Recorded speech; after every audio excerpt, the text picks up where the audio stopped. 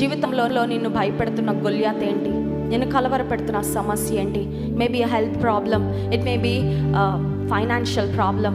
ఒక వ్యక్తి వల్ల నీవు ఎదుర్కొంటున్న సమస్య ఉండొచ్చు, ఆర్థిక సమస్య ఉండొచ్చు. నిన్ను కలవరపెడుతున్న ఒక మానసికంగా నువ్వు ఒక థాట్లో స్టక్ అయిపోయింది. కొన్ని ఆలోచనలు ఉంటాయండి, అవి మనల్ని బంధించి పడేస్తాయి. రోజులు గడుస్తూ ఉంటాయి, క్యాలెండర్ మారుతూ ఉంటుంది, కానీ ఆలోచనలు మాత్రం మారవు. వద్దనుకున్నా యూ క్యాన్ స్టాప్ థింకింగ్. ఆ బలహీన పెట్టే ఆలోచన నిన్ను మళ్ళీ మళ్ళీ మళ్ళీ మళ్ళీ తొలిచేస్తూ ఉంటుందండి, మెదడులో చేరి పురుగులాగా.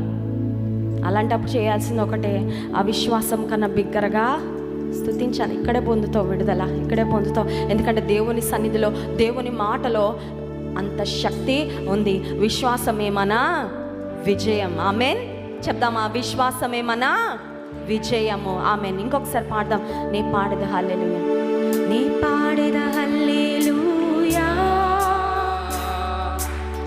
నా శత్రువుల ఎదుట